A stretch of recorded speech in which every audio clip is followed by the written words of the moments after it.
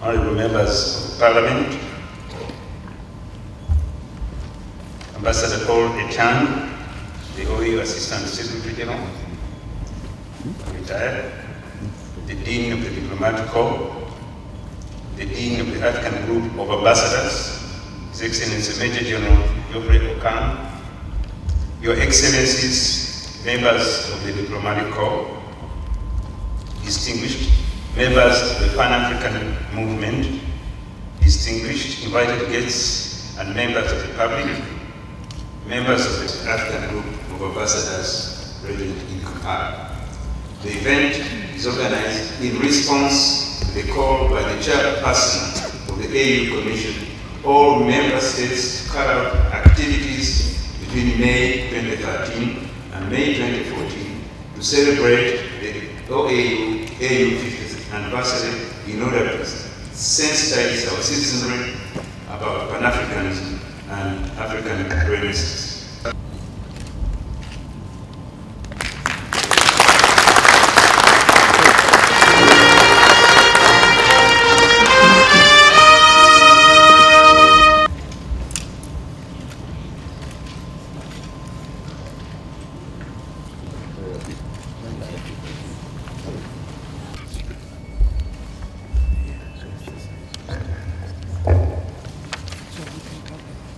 Colleague ministers, Chairman of the Parliamentary Committee on Foreign Affairs, honorable members of Parliament, Ambassador Paul Etiang, former OAU Assistant Secretary General, the Dean of the African Diplomatic Corps in Uganda, Your Excellencies, members of the Diplomatic Corps, distinguished members of the Pan-African Movement, invited guests, ladies and gentlemen. I warmly welcome you all to this very important and historic event. Thank you for being committed Pan-Africanists and believers in the African Renaissance. In Addis Ababa, Africa celebrated 50 years of the founding of the Organization of African Unity, the OAU, and African Union, the AU. That celebration was under the theme Pan-Africanism and African Renaissance. On that day, we celebrated the achievements of the OAU and of our founding fathers in attaining colonization, freedom, socio-economic progress, and ending racial discrimination in Africa. We also marked out the task ahead in the African Vision 2063 project, as outlined in the 50th AU Anniversary Solemn Declaration.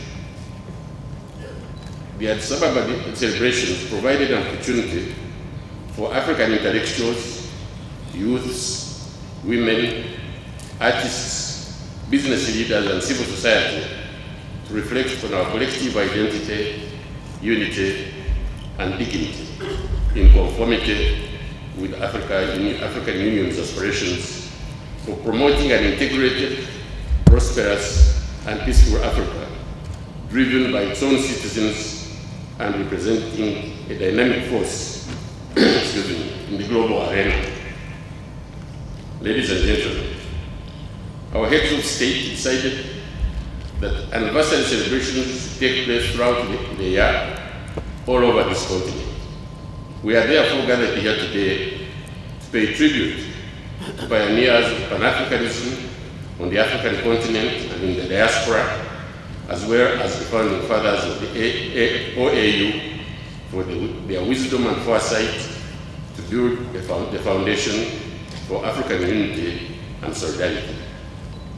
We salute the heroes and heroines who made the ultimate sacrifice in the struggle for liberation of Africa and restored the dignity of Africa.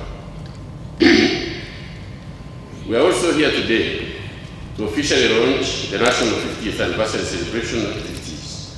However, I should point out that some activities have already taken place, such as 2 regional debates between the Pan-African Movement youth clubs of Rwanda and Uganda, an African Poetry Night organized by Writing Our World, an NGO under the patronage of the Pan-African Movement Uganda National Chapter, planting of Pan-African forest at Muduma Sub-County, organized by the Pan-African Movement.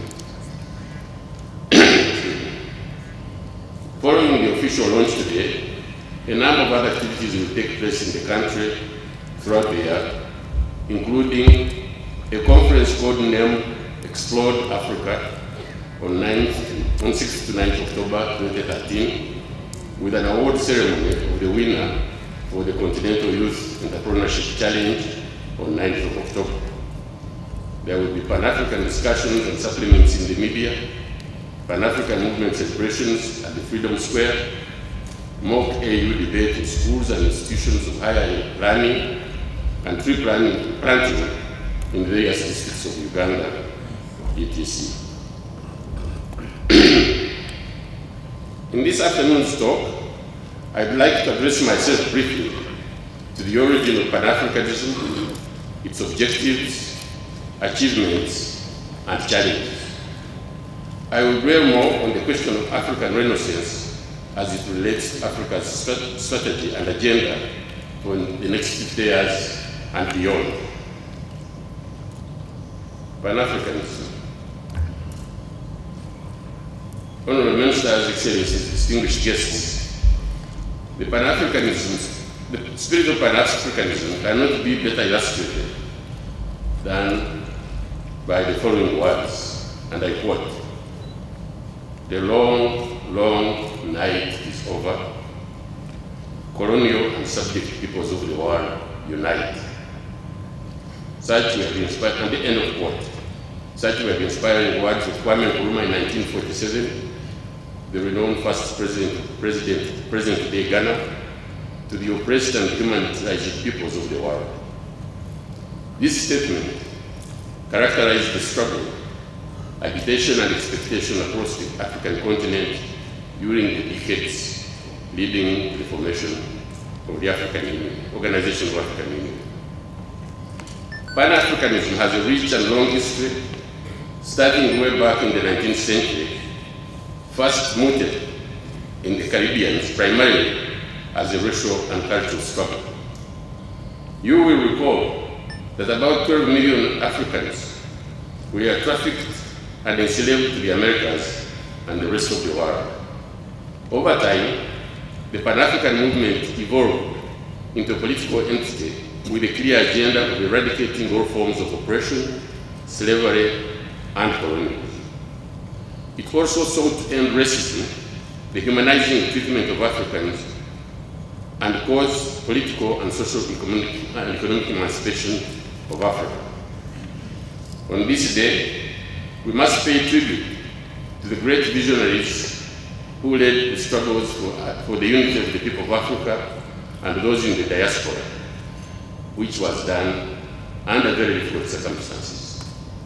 The list of these gallant sons and daughters of Africa is long, but special recognition must be made for people like George Padmore, Marcus Garvey, W.B. Du Bois, Kwame Nkrumah, Catherine Dunham, Edward William Bladen, Sylvester Williams, Malcolm X, our own Ignatius Musazi, Steve Biko, Patrice Lumumba, Nelson Mandela, Julius Nyerere, Ahmed Benbera, Emperor Haile Selassie, Jomo Kenyatta, Benjamin Azikiwe, Gamal Darnasa, Leopold Senghor, Chief Ruturi, to mention but a few. As those familiar with history, African history will know, in 1945, that year was a landmark year for Pan-African movement. The 6th Pan-African Congress convened in Manchester, England, under the chairmanship of W.B. Du Bois and Kwame Nkrumah as its Secretary General. It is this Congress which for the first time brought together activists from the diaspora with the leaders of the various nationalist movements on the continent. It is also the same conference that resolved unequivocally to free the continent of Africa from colonial rule.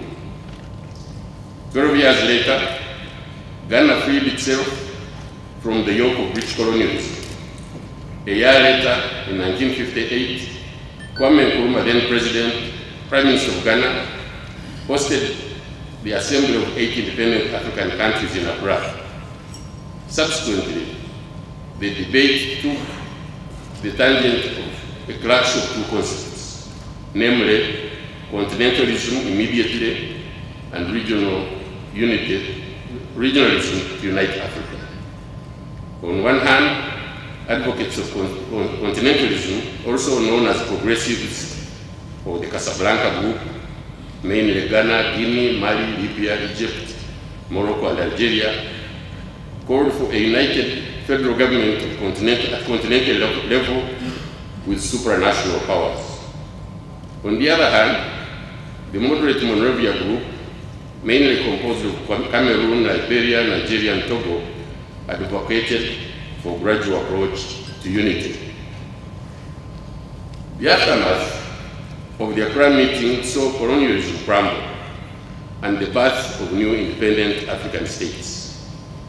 This inevitability of Africa's independence dawned on Harold Macmillan, then Prime Minister of the United Kingdom, while addressing the Parliament of South Africa on 3rd February 1980.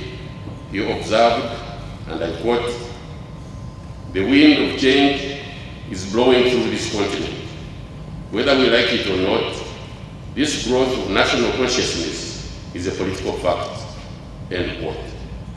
By the end of 1962, Africa had registered a total of 32 independent nations, including our own Uganda. While addressing the assembly that created the Organization of African Union, Emperor Haile Selassie was emphatic in what he wanted the assembly to do. He pointed out, and I quote, "We cannot live here without having created a single African organization possessed of the attributes we have described. If we fail in this, we have shirked our responsibility to Africa and to the people we lead. If we succeed, then and only then we will have justified our presence here." The historic day, whose 50th anniversary we are commemorating today, was born out of an assembly of the then 32 independent states. They convened in Addis Ababa under the chairmanship of Emperor Haile Selassie. They deliberated on the modalities for liberty, self-determination, freedom, and total independence of Africa. On 25th May 1963, the Organization of African Union was founded as a unifying Pan-African institution to continue the struggle for African liberation, integration, and socio-economic development. The wise words of Ahmed Ben Bella, then Prime Minister of Algeria, best summarized the aspiration of OAU at the time, and I quote, "To free the people still under colonial rule, let us all accept to die a little, or even completely, so that African unity doesn't become mere words." Among its decisions, the Addis Ababa Committee, the second meeting set up the OAU Decolonization Committee to be based in Dar es Salaam, and the rest is history. The work that was done in liberating the whole of Africa from Dar es Salaam, particularly Southern Africa, we are all aware of. As a result, 54 African countries can today stand tall to applaud the work of the OAU. It achieved its core goal of liberating most of Africa from colonial rule, racism, apartheid, and to some extent achieved a degree of African integration through regional economic communities. The OAU can also be credited with forging ahead with institutional building, which brought about a range of important Pan-African conventions, treaties, and charters. The 1981 African Charter on Human and People's Rights and the 1980 Abuja Treaty outlining a multi-phase plan for African Economic Community are good examples. For the decolonization agenda, the unfinished business remains that continues. For the decolonization agenda, the only unfinished business that remains is the continued occupation of the Chagos Archipelago, the Comorian islands of Mayotte, and exercise by the people of Western Sahara for their right to self-determination. This is one of the challenges that the new African Union will take up. I'd like now to turn on the other part of today's discussion, that is the African Renaissance. Colleagues, Excellencies, distinguished guests, in one of his seminal statements relevant to the African Renaissance, the late Mwalimu Nyerere observed, and I quote, "Unity will not make us rich, but it can make it difficult for Africa and African people to be disregarded and humiliated. And it will therefore increase the effectiveness of the decisions we make and try to implement for our own development. My generation led Africa to political freedom. The current generation of leaders and peoples of Africa must pick up the flickering torch of African freedom, refuel it with their enthusiasm and determination, and carry it forward." End quote. I honestly believe that this is the challenge of our time. Such is the challenge for the African Renaissance. But what constitutes Renaissance? What is it that underpins it? And is it something realistic?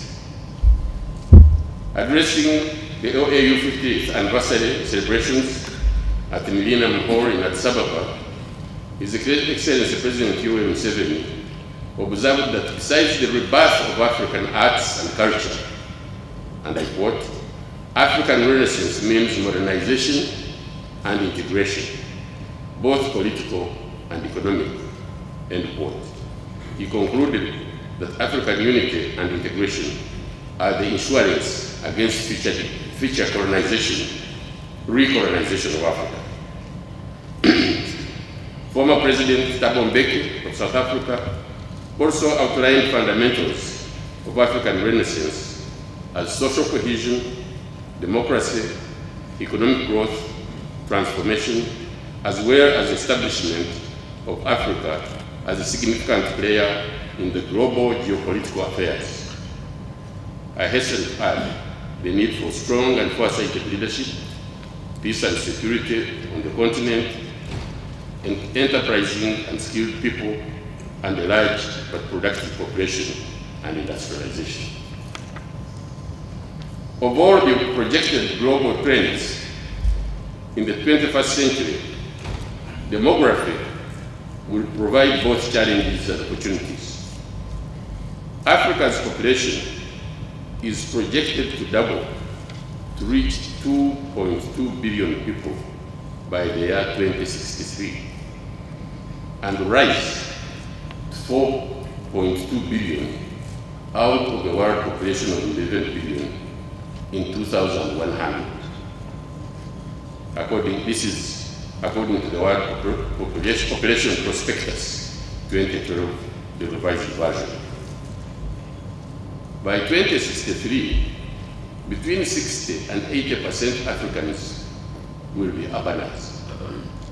By 2050, Africa will have the youngest population with 60% under 30 and over 25% of the world's workforce.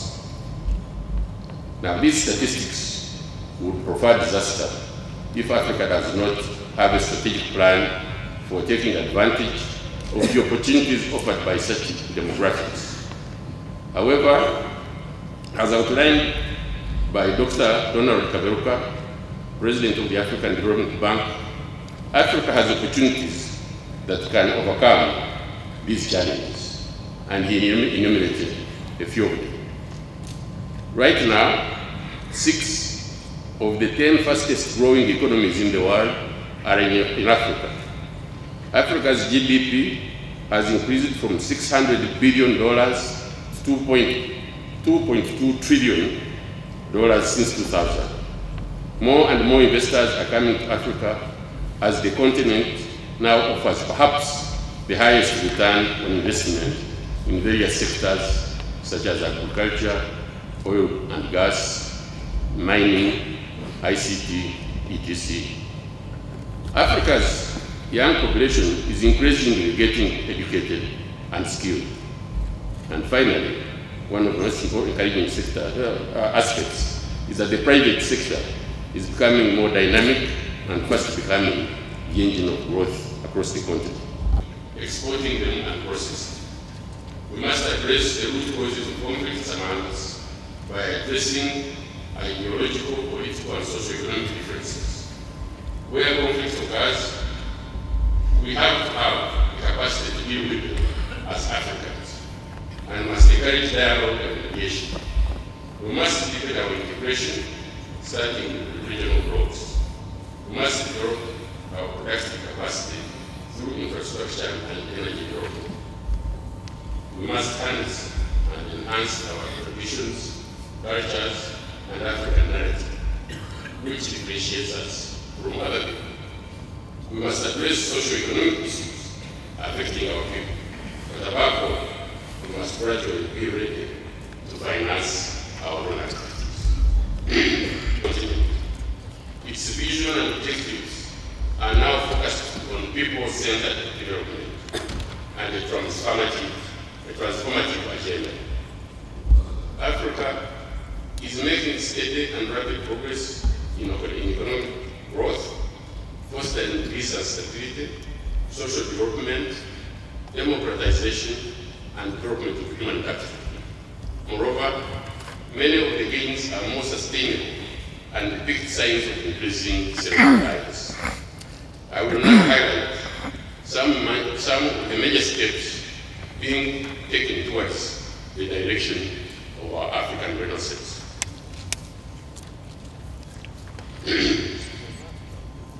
The debate between the continentalists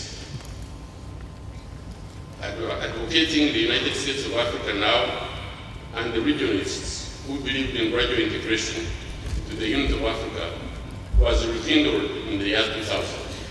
Fortunately, a grand debate took place in Accra in 2007, followed by another in Addis Ababa, which resolved on gradualism, African Union, or African unity using regional economic councils as building blocks. The important things that now must occupy our minds as we address the issues of our own Renaissance are: 1, peace and security. In the area of peace and security, the African Union has made tremendous strides in preventing conflicts and maintaining peace and stability on the continent in the past decade. Institutionally, the African Peace and Security Architecture through the Peace and Security Council continue to be strengthened and to play a more robust role. This is supported by the panel of wise men, and it is to be reinforced by the Continental Early Warning System and the African Standby Force.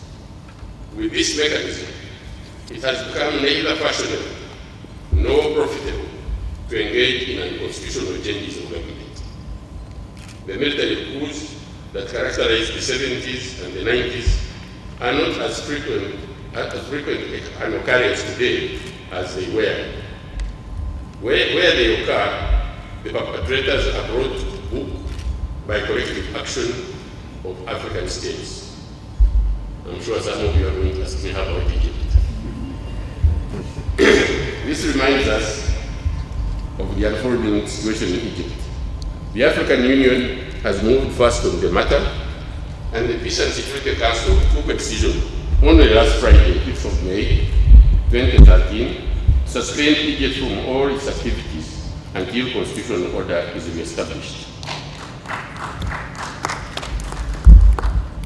This has happened also to the Central African Republic and to Mali. In order to further enhance Africa's ownership and leadership of peace efforts on the continent, our heads of states and government have decided to establish an African capacity for immediate response to crisis. This is to be deployed pending the full operationalization of the African Standby Force. This decision was against the backdrop of two embarrassing situations. In Mali, Africa relied on external intervention to provide for its own security. And again, as I mentioned, Central African Republic, a rebel group toppled a democratically elected government. We need urgently to establish this immediate capacity to deal with such conflict situations before they explode. Experience has shown that regional-led peace initiatives with support from the international community have yielded better results.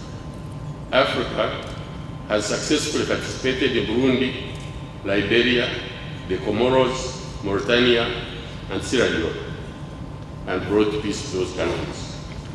AMISOM is also on course to stabilize Somalia after the rest of the world and the international community had signed it off as a failed state.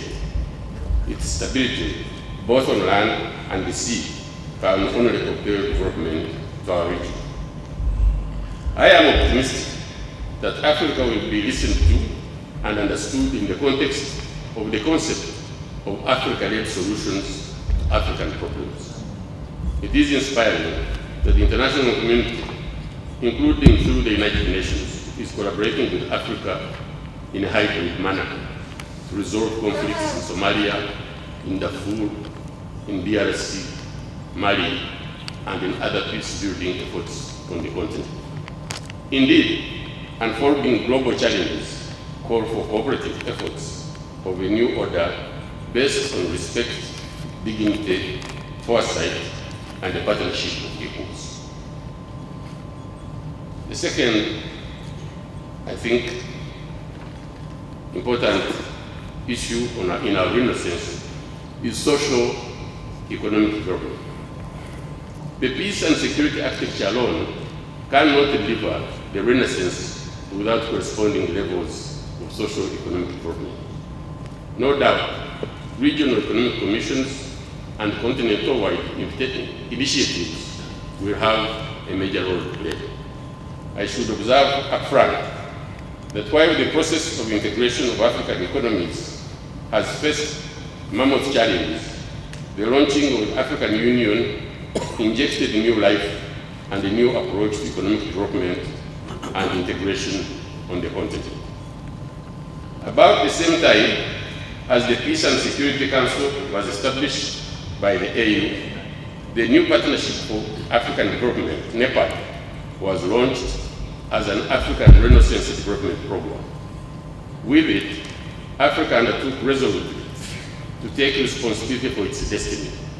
It recognizes that peace and security, democracy, good governance, human rights, and sound economic management are critical ingredients for development.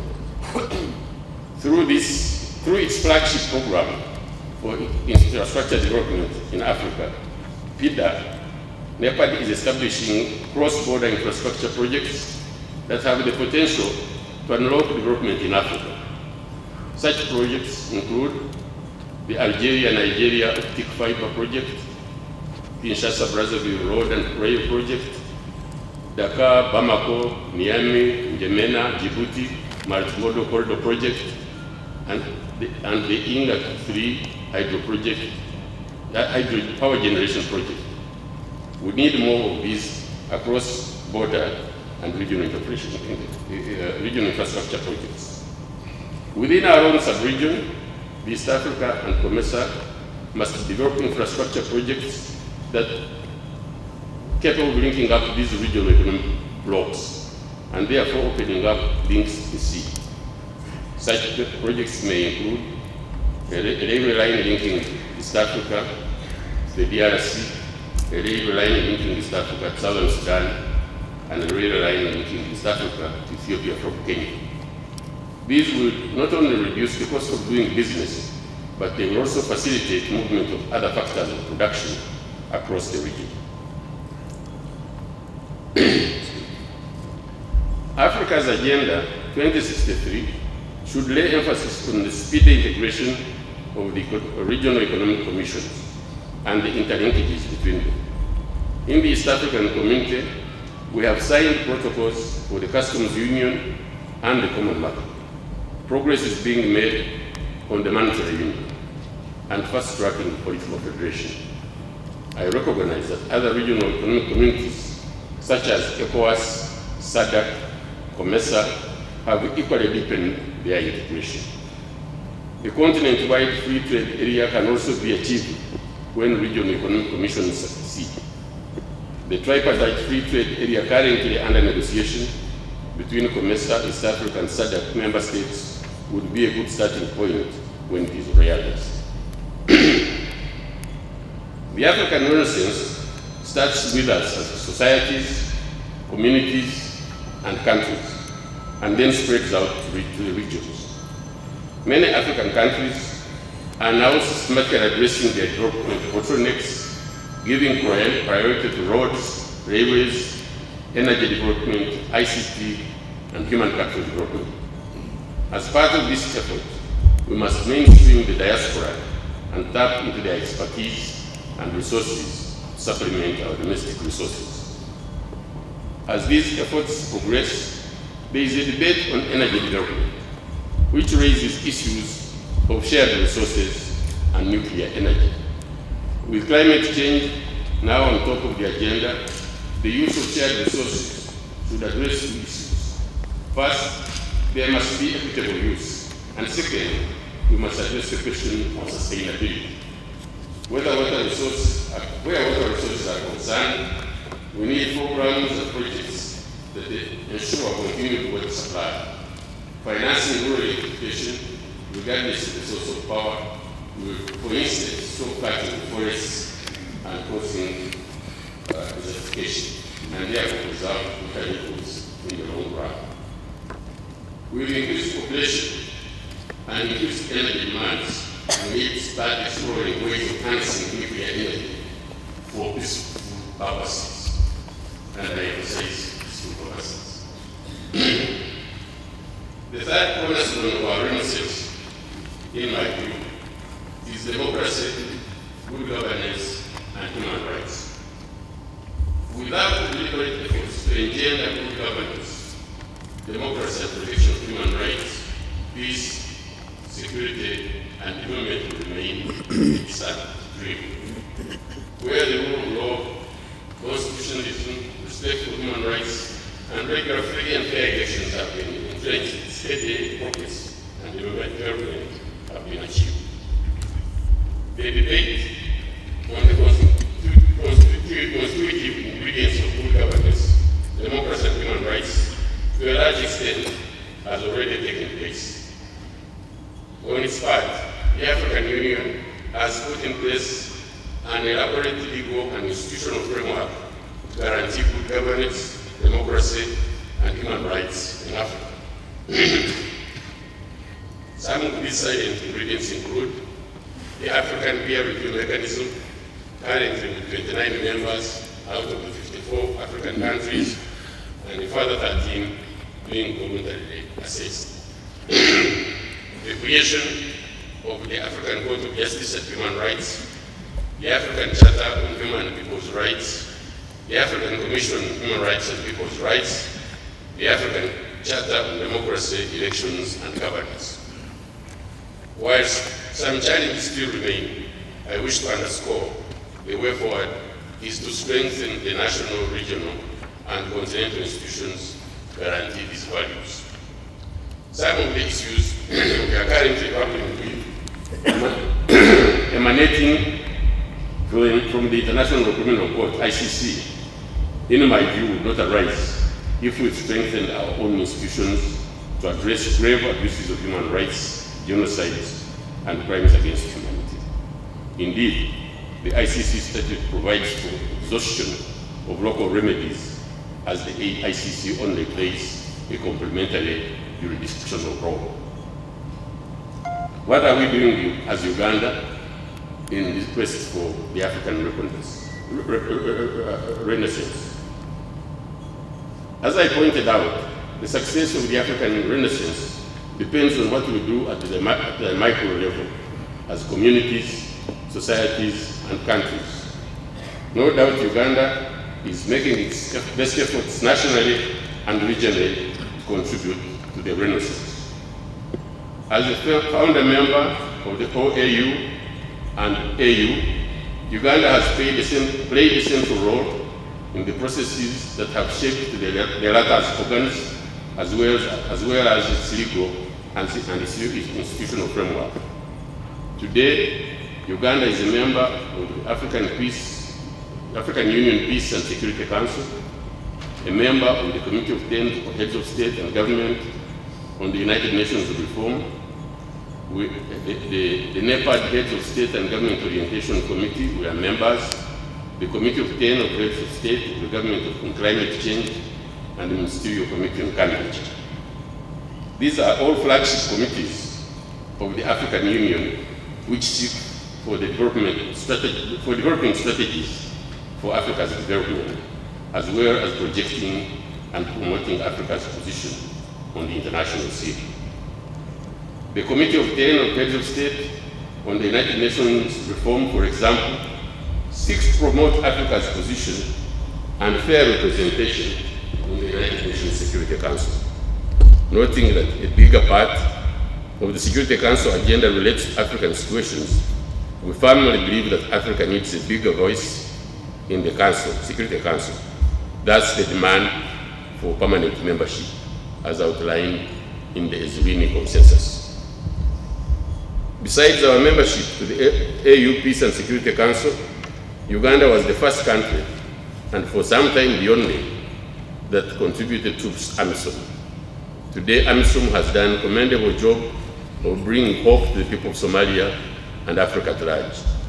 Elsewhere, we have contributed police contingents, peacekeeping missions in Liberia, Darfur, and others, and contributed to peace processes in Burundi. As chair of the International Conference on Great Lakes region, we are facilitating dialogue between the DRC government and the M23.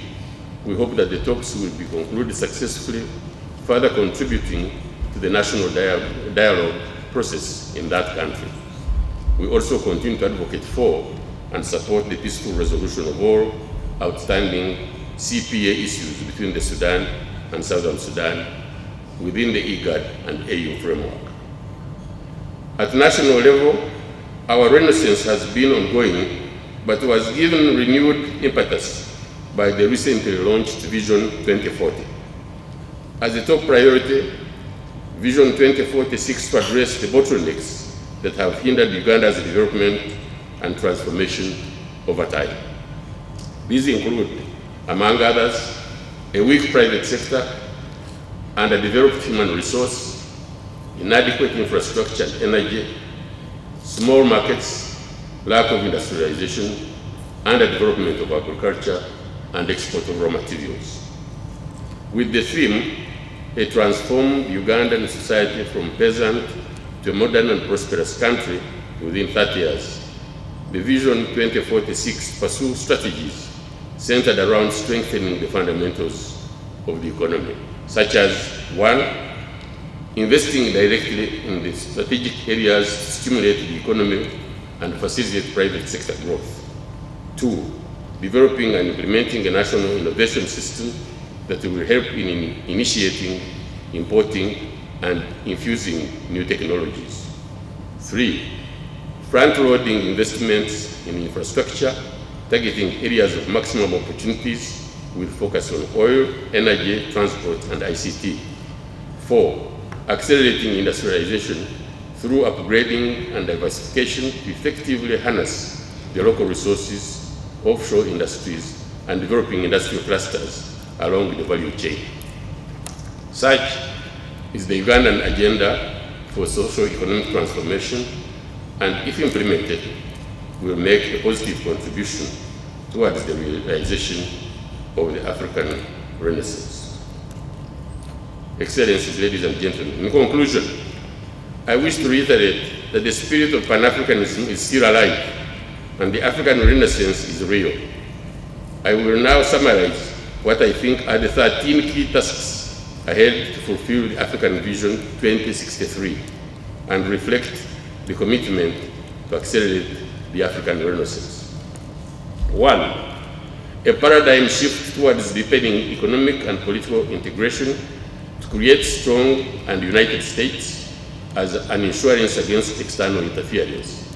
The East African community is expected fast-track the East African Federation agenda. 2.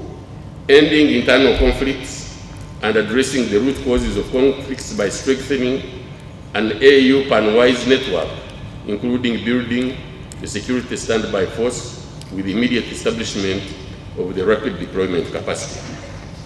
3. Ending dependence on external funding by mobilizing sustainable domestic resources to finance our own agenda. 4. Strengthening democratic governance through popular participation and inclusive growth. 5. Investment in infrastructure development, linking national and regional networks of roads, railways, telecommunications, electricity, lower cost of doing business, and deepening integration. 6.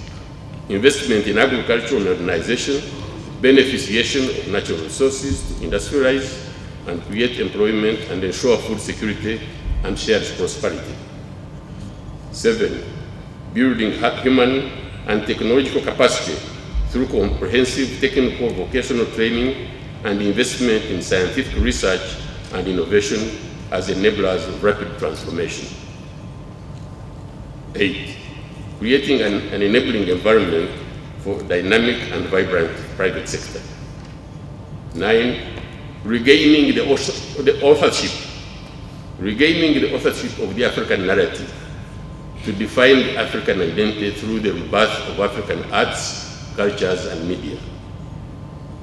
10. Solidarity with African diaspora in their struggle against racial discrimination and also tapping into their expertise to bring investment to Africa. 11. Completing the unfinished business of the OAU regarding the continued occupation of the Chagos Archipelago, the islands of Mayotte, and self-determination for the people of Western Sahara. 12. Ensuring Africa's rightful place in the world affairs by promoting and protecting our interests on all issues, including the negotiations on the UN Security Council reform, climate change, and the post-2015 development agenda.